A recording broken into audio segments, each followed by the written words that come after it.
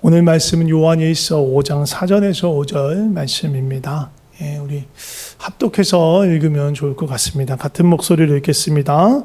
무릇 하나님께로부터 난 자마다 세상을 이기느니라. 세상을 이기는 승리는 이것이니 우리의 믿음이니라. 예수께서 하나님의 아들이심을 믿는 자가 아니면 세상을 이기는 자가 누구냐. 오늘 말씀의 제목은 그리스도인의 승리입니다. 지난주에 우리가 설날에서 떡국도 먹었지만 윷놀이를 했어요. 윷놀이, 그죠? 상품이 걸려 있었어요. 그죠? 물론 우리가 또 교회니까 참가한 모든 사람에게 다 상품을 줘요. 주긴, 그죠? 그렇지만 그래도 뭔가 또 상품이 걸려 있으면 또 뭔가 열심히 하게 되잖아요. 그죠? 근데 또 상품이나 상의 여부와 상관없이 이 승부가 걸린 무언가에 뭔가 발동이 걸리는 사람들이 있어요. 승부욕이라고 하죠. 뭔가 투지가 불타오르는 사람들이 있어요. 또 근데 그냥 뭐 상품이나 그런 거 없으면 그냥 대충 하는데 뭔가 이 상품이 걸리면 뭐 흔히들 말 내기라고 하죠. 내기가 걸리면 눈빛이 바뀌는 사람들이 있어요. 그냥 당구를 칠 때는 슬근슬근 치는데 내기 당구를 치면 눈이 바뀌어. 그냥 골프를 치면 그냥 상관이 없는데 내기라고 하면 또 눈이 바뀌어. 그런 분들이 있어요. 승부욕에 불타오르시는 분들이 있습니다. 그래서 팀전이면 윷놀이는 팀이잖아요. 그리고 우리 배드민턴 할 때도 팀으로 하잖아요. 그런 전략을 세우고 너는 이걸 감당해야 된다, 넌 이걸 해야 된다 막 하면서 건강할 때는 멤버들을 격려하고 조금 더 나가면 멤버들을 다그치고 좀 더 나가면 승질을 부리기도 하고 더 심해지면 질 경우에 마음이 상해. 승부욕이 넘어가서 지면 마음이 너무 분해. 심지어 분해서 잠을 못 자는 경우도 있고 어디 저기 가가지고 눈물을 머금는 경우도 있어요. 네, 승부욕 때문에만 우는 건 아니에요. 그 승부를 위해서, 그 결과를 위해서 들였던 노력이나 그 애쓴 것이 많으면 많을수록 그 원하는 결과를 얻지 못할 때 마음이 많이 상하는 것 같아요. 지난 주일날 제가 알기로는 동계올림픽이 끝났는데 동계올림픽 하신 거 아시죠? 네, 했어요. 저도 사실 잘 안 봤지만 지난 주일날 동계올림픽 끝났어요. 올림픽 하계올림픽도 그렇고 동계올림픽도 그렇고 월드컵도 그렇고 4년에 한 번 열리잖아요. 매년 열리는 것보다도 더 기회가 적어. 4년에 한 번이니까 4년에 한 번 일을 가라. 그리고 또 생각하면 이 국가 대표가 되는 거잖아요. 월드컵이든 올림픽이든 국가 대표가 되려면 그 국내에서 수많은 선발전을 거치잖아요. 그러니까 그것조차가 어려운 거예요. 대표 선수가 됐어. 그러면 또 대표 선수가 그 대회를 나가기 위해서 정말로 피나는 노력을 해요. 상상하기 힘든 어려운 일들을 겪습니다. 그러니까 그런 오랜 준비와 훈련의 기간을 거쳤는데 그런 마음으로 그런 이 과정을 거쳐서 도전했는데 기대한 만큼의 결실을 맺지 못하면 너무 아쉽고 속상하고 분하니까 울기도 해요. 지금이야 그렇지는 않아요. 지금은 정말 별로 그렇지는 않은 것 같은데 예전에는 은메달 따고 동메달 따도 울고 분해했어요. 그리고 국민들께 죄송하다고 말하고 옛날에 그랬어요. 전 세계에서 2등 한 건데 전 세계 은메달 따면 전 세계에서 2등 한 거잖아요. 근데도 미안해. 죄송하다고 그러고 요즘은 그렇지 않죠. 2등해도 동메달 따도 우리가 격려하고 기뻐해주고 하는데 옛날에 안 그랬어요. 금메달 못 땄냐고 뭐라고 하고 그러고 또 그 은메달 딴 사람도 너무 미안하다고 죄송하다고 하고 그랬어요. 그런 승부의 세계가 있고 승패가 가려지는 게 있단 말이에요. 승리는 그런 시합에서 그런 승패가 갈려지는 가볍게는 시합이고요. 조금 더 나아가면 싸움이고요. 더 무서운 처참한 싸움, 전쟁이죠. 목숨을 걸고 겨루는 일들인 거예요. 거기에 부딪혀요. 우리에게 뭐 승부욕이 있든지 없든지 상관없이 그리스도인은 누구든지 이 승부의 자리에 있어요. 승패의 자리에 있어요. 전쟁의 한가운데 있는 거예요.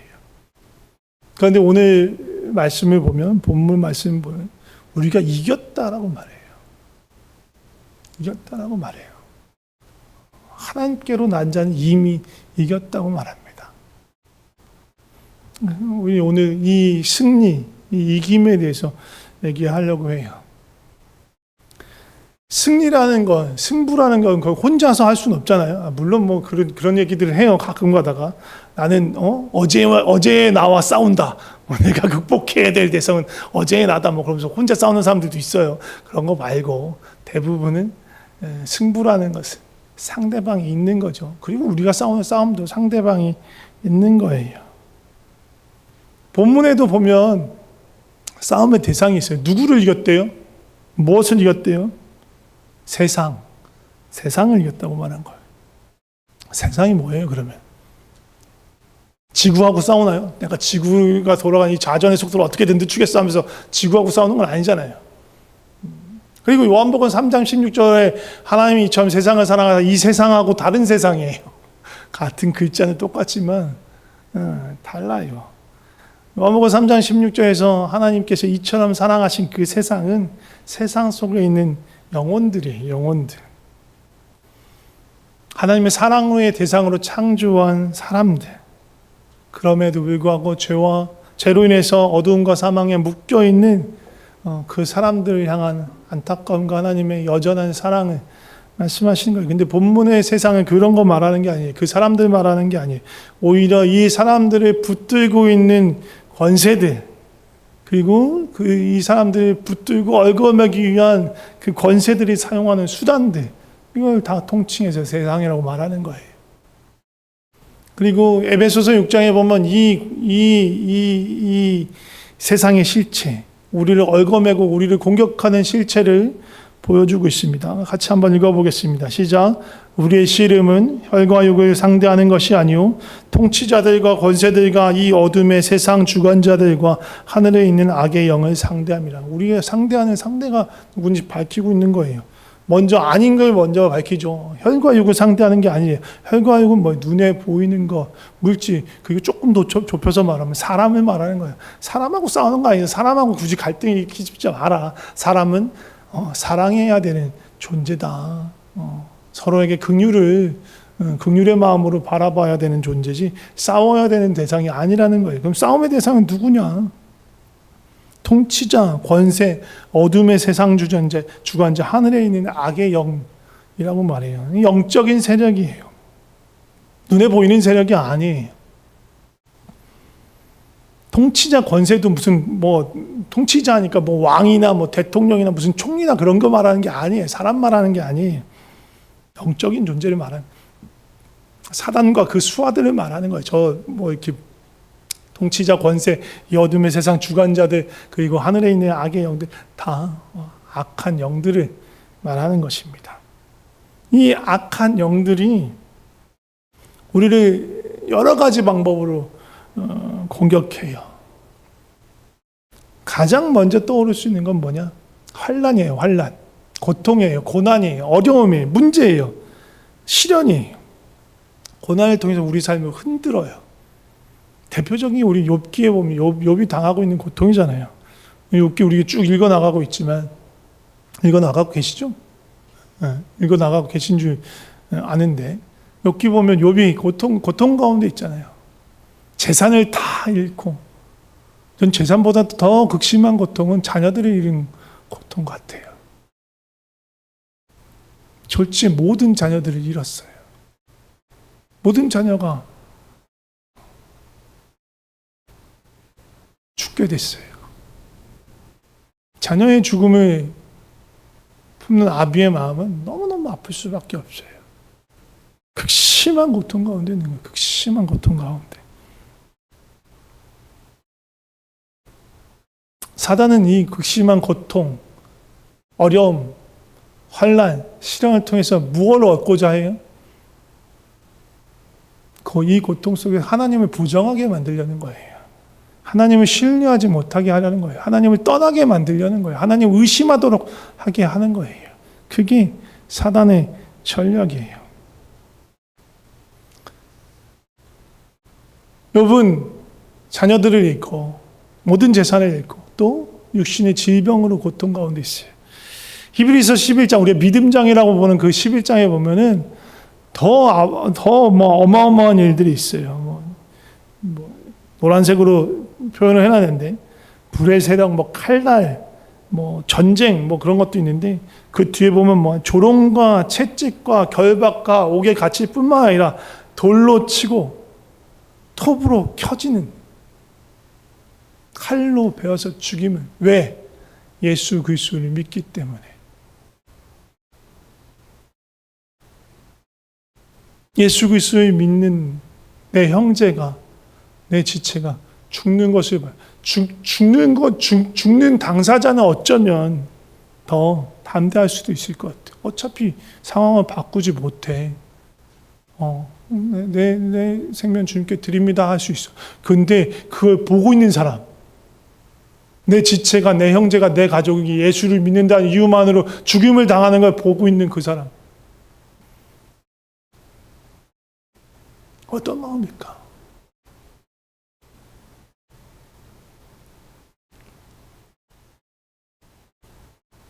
그럼에도 불구하고 하나님 믿는 믿음의 선진들이 그렇게 살아왔어요.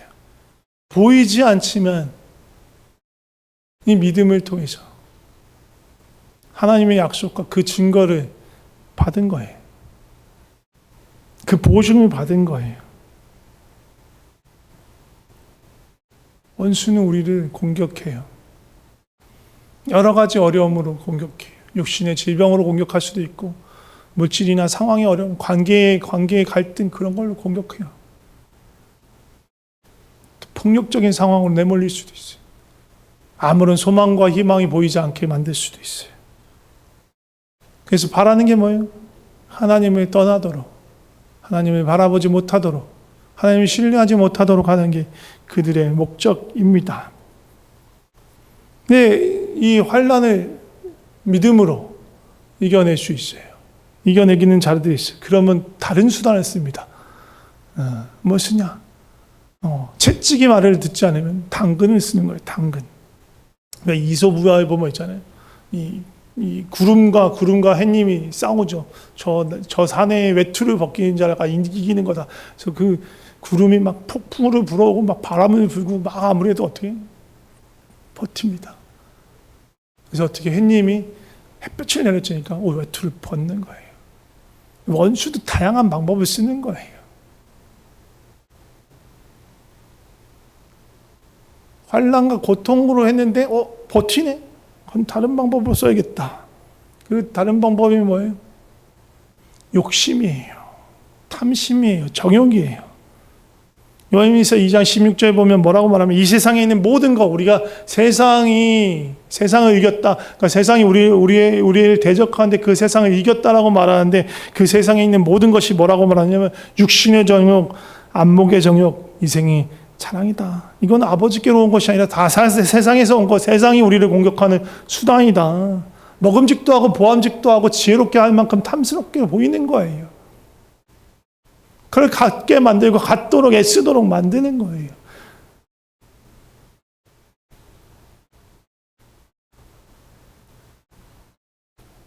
예수님이 아닌 다른 것을 쫓아가게 만들고 다른 것으로 만족하게 만드는, 결코 참된 만족을 줄 수 없는 그것으로 누리게 만든 거예요. 그리고 그런 것들을 가질 때 우리 마음이 느슨해져요. 나태해져요.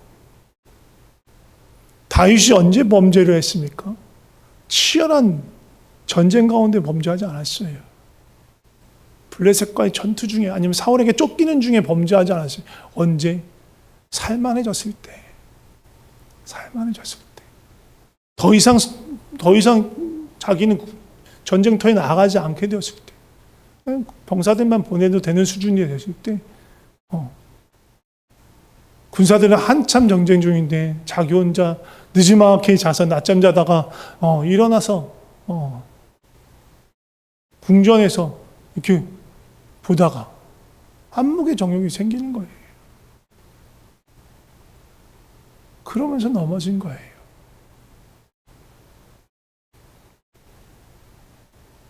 그렇게 되면서 어떻게 돼요? 점점 하나님하고 멀어져. 죄가 죄를 불러오고 더 많은 죄를 불러오고 점점 하나님과 멀어지면서 죄에 대한 감각도 점점 무뎌집니다. 죄를 덮는 데만 급급하고 스스로도 죄인임을 하나님이 진노하실 만한 범죄를 범하고 있음에 대해서 깨닫지 못하게 만들어버려요. 다윗의 상태였어요. 하나님께서 나단을 통해서 경고하기 직전까지도 자신의 죄에 대해서 돌이키거나 통회하지 않았어요. 무뎌진 거예요. 사단이 다른 걸로 공격하는 거예요. 욕심을 자극하고 정욕을 자극하고 그것으로 거짓 만족을 주고 하나님께 시선을 두지 못하도록 만드는 것입니다. 사단 마귀의 목표는 명확해요. 그리스도인들도 하여금 하나님을 바라보지 못하게 하는 거예요. 하나님을 떠나게 만드는 거예요. 하나님의 성에 귀 기울이지 않게 만드는 거예요. 그리고 그것을 점점 무감각하게 만드는 거예요. 무기력한 그리스도인, 아무것도 할 수 없는 그리스도인, 하나님의 은혜를 잃어버린 그리스도인 되게 만들려고 하는 것이 사단의 전략입니다. 그런 면에서 본다면 또 사단이 쓰는 또 다른 방법이 있어요. 뭐냐? 분주함이에요. 분주함. 바쁘게 만들어요.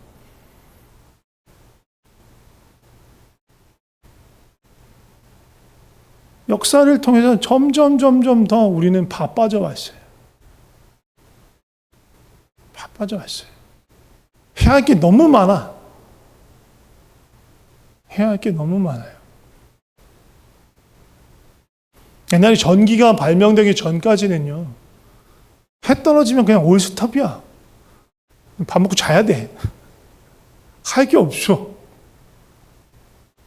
전기가 발명됐어.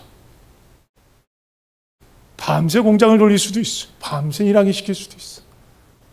수험생들은 밤늦게까지 공부해야 돼. 네. 그뿐만이 아니에요. 욕심, 이건 뭐 아까 그 두 번째 말한 것도 연결되는데, 욕심을 부추겨. 전에는 없던 거야. 근데 새로운 필요를 발명해내.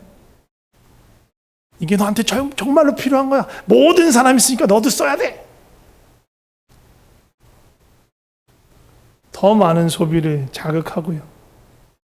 그런 것들 쓰지 않으면 도태될 것 같고, 또 그런 걸 쓰지 못하면 뭔가 처진 자, 뭔가 부족한 사람처럼 느끼게끔 만드는 거예요. 그거 뭘 통해서 그렇게 해요? 수많은 광고들, 매체들, 드라마, 영화, 그 모든 곳에 나타난 것들이, 야, 저 근사한데 저거 정말 멋있다. 막 이렇게 인지하지 않아도 은연중에 들어오는 거예요. 아, 저런 게 다 있네. 그러면서 우리는 조금씩 저거 나도 써보고 싶은데 하는 거예요. 제가 여러 번 말했지만 우리는 불과 10여 년 전만 해도 우리는 스마트폰이라는 거 없는 세상에서 살았어요.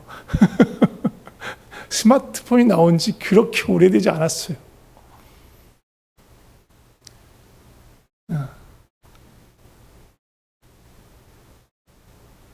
우린 그런 세상에 살았어요. 근데 지금 스마트폰 없으면 너무 사는 게 힘드시죠? 그걸 쓰지 않으면 살아갈 수 없는 세상이니까. 더 많은 소비, 요즘 핸드폰 한 대 가격이 100만 원은 훌쩍 넘은 지 오래된 걸로 알고 있어요. 그러면 그만큼의 재화를 살려면 그만큼의 돈이 필요하고, 그만큼의 돈을 얻으려면 그만큼의 노동력이 필요한 거예요. 우리의 시간이 필요한 거예요. 우리의 시간 사라져가는 거예요. 그런 것들을 얻기 위해서. 우리 지난주에 우리 윷놀이 상품으로 뭐 받았어요? 두쫑쿠 받았죠. 너무 맛있게 잘 먹었습니다. 너무 행복했습니다. 점점 더 뭔가 빠져들어가고 있어요. 많이 먹으면 먹을수록. 예. 왜?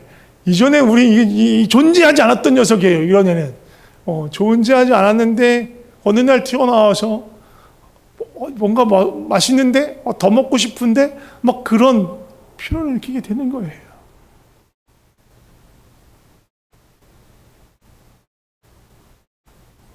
없어서 못 샀어. 없어서 못 사니까 더 사고 싶어져. 이상한 속성이에요. 요즘엔 조금 그게 또 풀리니까 사람들이 조금 시들해진 것 같아. 그 필리핀은 또 다른 얘기예요. 한국 얘기예요. 한국에서는 이제 조금 시들해졌나 봐요.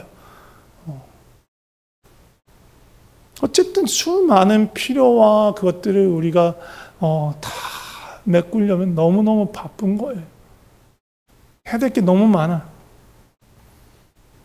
그러면 상대적으로 하나님은 점점 밀리는 거예요. 생활이 너무 바쁘니까. 하나님 앞에 이렇게 일주일에 한 번 하나님 앞에 나왔어. 이렇게 나와서 하나님 앞에 머무는 이 시간조차 이렇게 말하는 거예요, 주님께. 주님 아시죠? 일주일 동안 저 얼마나 열심히 했는지, 얼마나 피곤한 삶을 살았는지 아시잖아요. 얼마나 바빴는지. 너무 피곤해요. 너무 힘들어요. 주님께 전심으로 주님께 마음을 다해서 드리는 게 아니라, 나 피곤하니까 건드리지 마세요. 이런 마음으로 예배 자리에 나오는 사람들도 있는 거예요. 그게 사단의 전략인 거예요. 21세기 들어서 우리를 더 바쁘게, 더 변화의 한복판으로 몰아넣으면서 우리는 스마트폰이 없으면 살아갈 수 없는, SNS가 없으면 살아갈 수 없는, 우리는 늘 그냥 스마트폰을 붙들고 있어요. 잠자기 직전까지도 붙들고 있어요. 한가한 시간이 없어. 하나님께 나아갈 수 있는 마음의 여유를 가지고 모든 것들을 정리하고 하나님께 나아갈 수 있는 시간을 없게 만드는 거예요. 이게 사단이 우리 공격하는 또 다른 방법인 거예요. 이 사단의 목적이 뭐라고요? 하나님과 멀어지게 만드는 거예요. 그 수단으로 다른 걸 가깝게 만드는 거예요. 다른 걸 떼어놓지 못하게 만드는 거예요. 휴대폰을 떼어놓지 못하게 만드는 거예요. 휴대폰에 사로잡혀 있는 시간 동안 우리는 하나님을 생각하지 못하게 되는 거예요. 하나님 바라보지 못하게 되는 거예요. 사단의 전략이고 사단의 수단인 겁니다.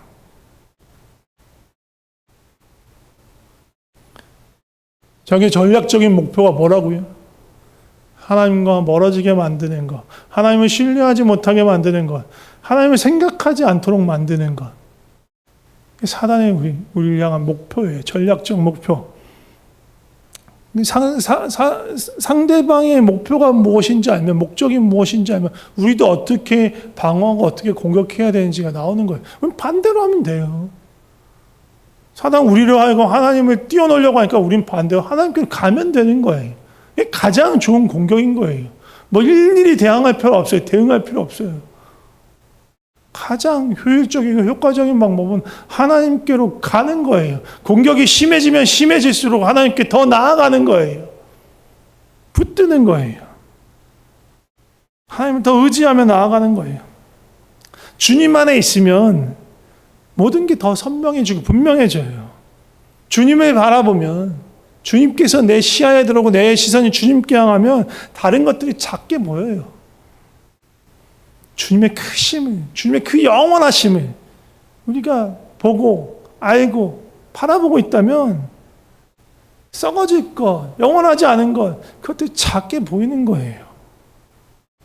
그러니까 우리가 주님을 친밀히 만나면서 그 크심을, 그 영원하심을 더 깊이 맛보아야 하는 것입니다. 그 주님의 영원하심이, 그 영원한 소망이 우리의 실체가 되어야 돼요. 그 실체가 된 그 영원한 소망은 우리의 믿음의 증거가 됩니다. 그 고통과 어려운 가운데서만 주님을 붙들려고 하는 게 아니에요. 우리의 삶에서 늘 그 소망 되신 주님을 바라보아야 합니다. 우리 주님은요, 죽음을 이기셨어요. 죽음이란 게 이 세상에서 우리의 삶의 끝이잖아요. 우리가 생각하기에는 그게 끝인 줄 알아. 그게 전부인 줄 알아. 거기에 매여 있어. 근데 주님 뭐라고요? 죽음이 끝이 아니다. 죽음이 끝이 아니다. 히브리서 2장 14절 15절 보면 이렇게 말씀하십니다. 자녀들은 혈과 육에 속하였으며 그도 또한 같은 모양 혈과 육으로 함께 지니심은 예수님 이 땅에 성육신하셔서 오셨어요. 왜? 죽음을 이기시기 위해서, 죽음의 세력, 죽음으로 우리를 붙들고 있는 그 마귀의 세력을 이기시려고 죽음을 통하여, 자신의 죽음을 통하여, 십자가 죽음을 통하여 죽음의 세력을 잡은 자 곧 마귀를 멸하시며 죽기를 무서워해서 한평생 멸여 종노릇하고 있는 누구? 우리예요. 우리를 놓아주시죠. 죽으면 끝이니까 이 세상에 뭔가 해보려고 하는 그거에 묶여있는 우리를, 죽음 너머에 하나님 주신 영원한 생명 가운데로 우리를 붙들리게 하시려고 오신 거예요. 같은 말씀으로 바울이 얘기해요. 고린도전서 15장 55절에 57절 보면, 사망아 너의 승리가 어디 있냐? 사망아 네가 쏘는 것이 어디 있냐? 사망 이전에 우리를 공격하고 이긴 척했단 말이에요. 사망이 쏘는 것은 죄요, 죄의 권능은 율법이다. 그러나 우리는 우리 주 예수 그리스도를 말미암아 우리에게 승리를 주시는 하나님께 감사합니다. 왜? 예수님께서 이 죽음을 이기셨으니까. 사망의 모든 무기를 무력화했으니까. 우리는 사망에서 끝이 아니라, 육신의 죽음에서 끝이 아니라 그 너머에 영원한 삶이 우리 가운데 있기 때문이에요. 그래서 세상의 것들이 우리를 사로잡으려고 할 때 말씀을 기억해야 돼요. 고린도서 3장에 보면 이렇게 말합니다. 너희가 그리스도와 함께 다시 살리심을 받았으면 뭘 생각하라고요? 위의 것. 위의 것을 찾으라. 영원한 것을 찾으라. 이 땅에 썩어질 것이 아니라 위의 것을 찾으라. 거기에는 그리스도께서 하나님 우편에 앉아 계시느니라. 위의 것을 생각하고 땅의 것을 생각하지 말아라. 이 땅이 전부가 아니라는 거예요. 혈과 육으로 살아가는 이 세상이 전부가 아니라는 거예요.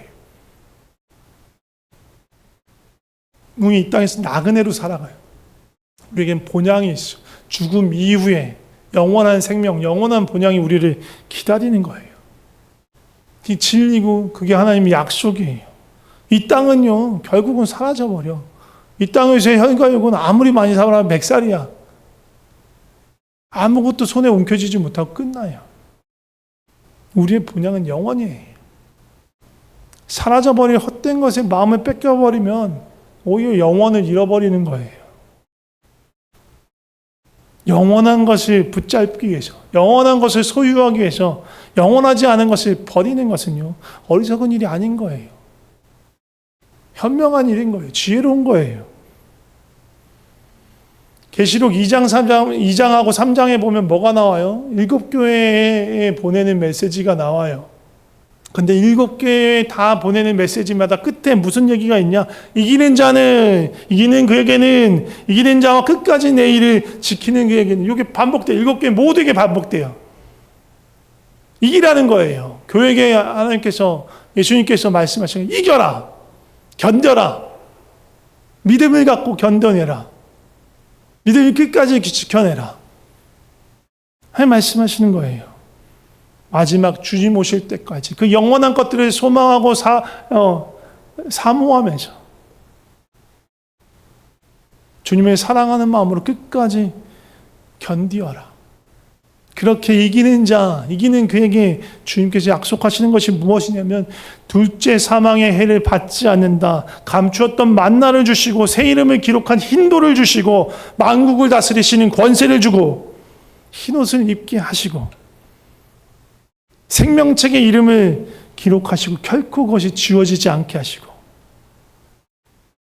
하나님과 아버지 앞에서 우리의 이름을 시인한다고 말씀하시고 하나님 성전이 우리로 하여금 기둥이 되게 하신다고 말씀하세요. 예수님과 함께 그 보좌에 앉을 거라고 약속하세요.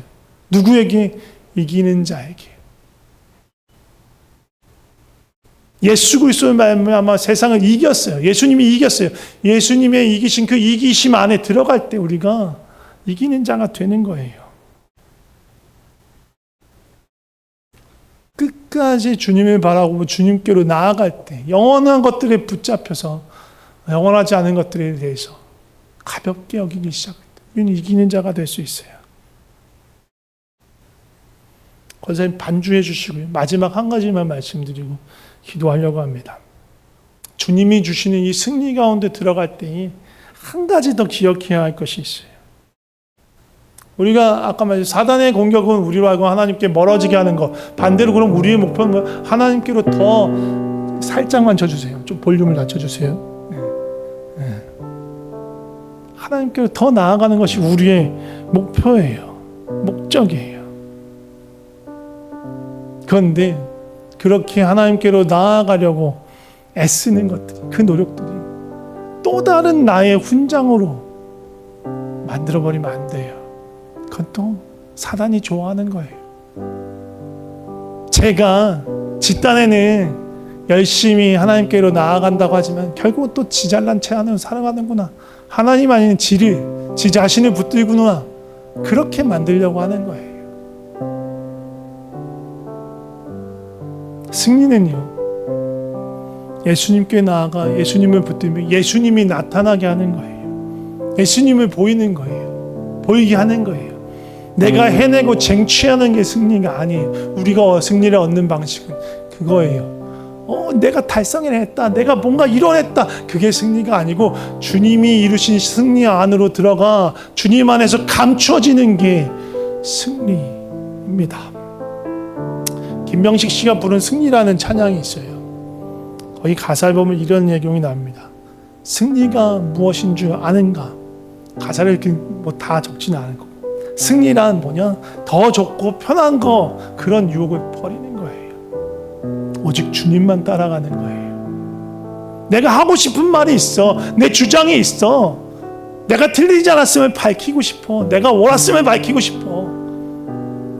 그 모두를 힘겹게 누르고 오직 주님만 말씀하게 하시는 것, 그게 승리다.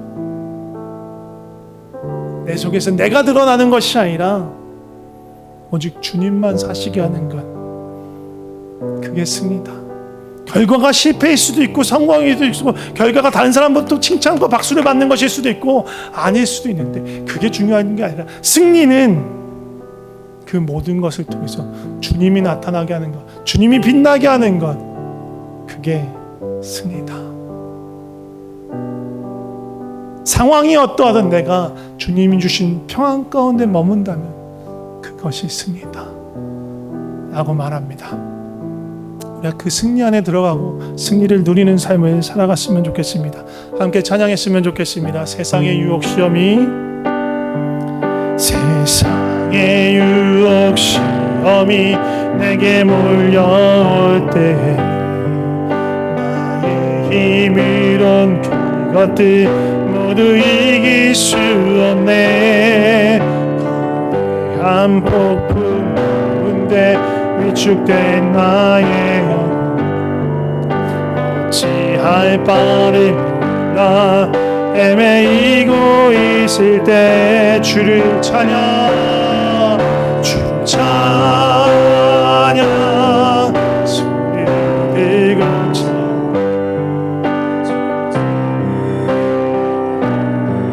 속한 건 아니니 주를 찬양, 소리를 들고 찬양. 전쟁이 하나님께 속한 것이니, 거짓과 속임수로 가득 찬 세상에서 어디로 갈지 몰라 머뭇거리고 있네. 중의 권세 잡은 자 지금도 우리들은 실패와 절망으로 주위를 둘러보면 아무도 없는 듯, 주위를 둘러보면 아무도 없는 듯, 믿음에 누가 계십니까? 우리 주 예수 그리스도께서 계십니다. 지금도 우리 안에서 역사하시는 사망과 어둠의 권세를 이기신 그 주님, 그 주님을 바라보는 것입니다. 사망과 어둠의 권세 물리치신 예수님, 주를 찬양, 주를 찬양, 손들고 찬양. 전쟁이 나에게 속한 것 아니, 주를 찬양, 찬양, 손들고 찬양.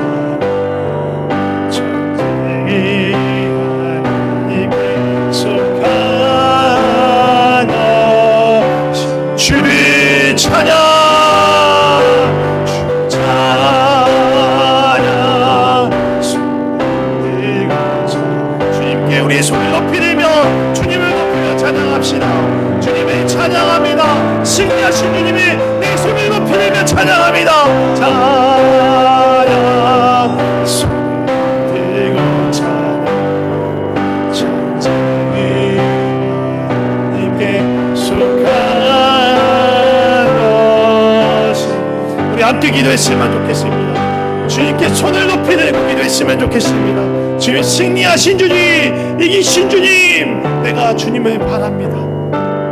세상에 있는 수많은 유혹과 시험이 있습니다. 우리를 흔들고 넘어뜨려 하는 것이 있습니다. 주님, 나를 도와주시옵소서.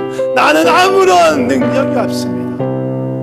주, 나를 지켜주시옵소서. 주의 도우심을 구합니다. 주님을 향하여, 주님을 부르짖으며 주님을 향하여 구원의 하나님을 간절히 손을 높이 들고 기도했으면 좋겠습니다. 특히 지금 실제로 어려움을 마주하여 사단의 공격을 받고 있는 분이라면 더욱더 손을 높이 들고 주님께 부르짖으며 기도했으면 좋겠습니다. 나를 도와주시옵소서. 나를 지켜주시옵소서. 나를 건져주시옵소서.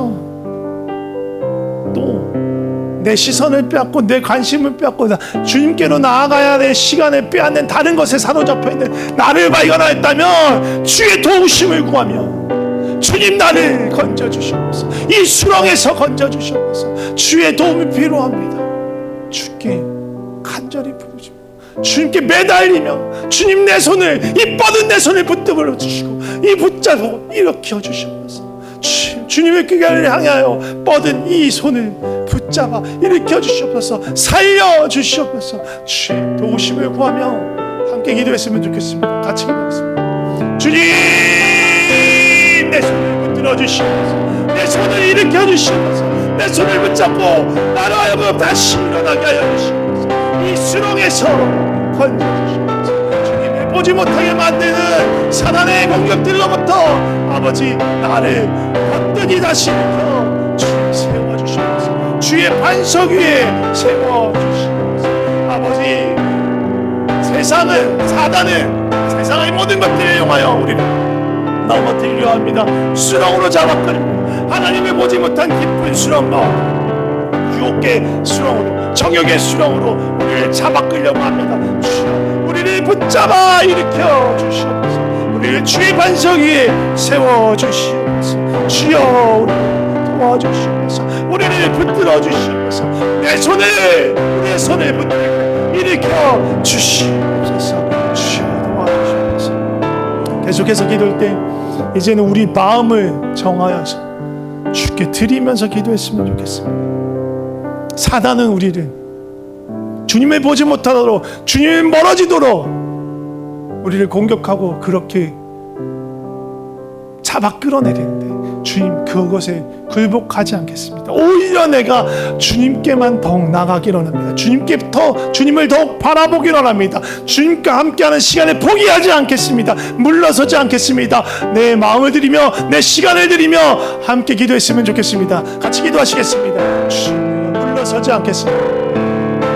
사단의 유혹에, 사단의 공격에 넘어져서 물러나는 일이지 않겠습니다.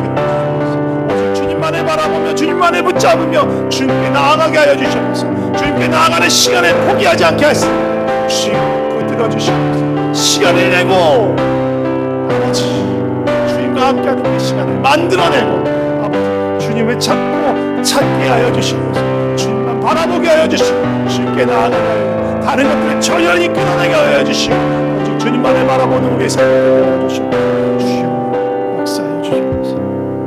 마지막으로 한 가지 더 구했으면 좋겠습니다. 가장 큰 승리는 예수 그리스도 안에 들어가는 것입니다. 예수 그리스도의 그 죽으심으로 연합하는 것이며 예수 그리스도의 새 생명에 연합하는 것입니다. 같이 고백하면서 기도했으면 좋겠습니다. 이제 내가 사는 건 내가 사는 것이 아닙니다. 나는 이미 십자가에서 죽었습니다. 나의 욕망도 세상도 다 십자가에서 죽었습니다. 그러니 이제 나의 삶은 주님께 속했습니다. 내 속에서 주님만 사시길 원합니다. 나의 욕망, 나의 성공, 나의 목적, 나의 기쁨 위해서 사는 것이 아니라 주님만 따라가는 삶, 주님만 말씀하시는 삶, 주님만 드러나는 삶 살게 하여 주시옵소서. 그렇게 우리 삶을 주 앞에 드리며 함께 기도했으면 좋겠습니다. 같이 기도하겠습니다. 주여, 주여, 우리 삶을 붙들어 주시옵소서. 내 속에서 내가 사는 것 아니라 오직 주님만 사시길 원합니다. 살아계신 주님, 내 속에 살아계신 주님, 나는 이미 십자가에서 주님과 함께 죽었습니다. 내 욕망도 죽었고 내 정욕도 죽었고 세상이 십자가에서 함께 죽었고 더 이상 나를 붙들 수 없습니다. 주님만 사시는 삶, 주님만 말씀하시는 삶, 주님만 이끌고 주님만 내 삶을 인도하시는 그 삶, 주님만 다스리시는 그 삶 살아가게 하여 주시옵소서. 삶을 이끄시는 주님, 하나님 아버지 감사합니다. 예수 그리스도 이 땅에 보내시고 사망으로 죄로 묶여서 사단의 소나기에 사로잡혀 있던 우리를 건져주셔서 감사합니다. 주님께서는 십자가의 죽으심을 통해서 사망의 권세를, 죄의 권세를, 사단의 권세를 무너뜨리셨습니다. 우리가 예수 그리스도의 그 십자가 죽음 아래 있을 때, 죽음에 함께 참여할 때 우리 역시 죄에 대해서, 사망에 대해서, 사단에 대해서, 세상에 대해서, 정욕에 대해서 이미 죽은 자로 발견되는 줄 믿습니다. 이미 죽은 자에게는 더 이상 아무런 효력이 없습니다. 오직 예수 그리스도에 대해서, 하나님께 대해서 생명으로 살아있는 자로 발견되게 하여 주시옵소서. 그래서 내 속에서 오직 주님만 사시는 삶, 내 속에서 오직 주님만 말씀하시는 삶, 내 모든 삶을 주님만 다스리는 그러한 삶 살게 하여 주시옵소서. 승리하신 주님을 찬양합니다. 예수 그리스도 이름으로 기도드립니다. 아멘.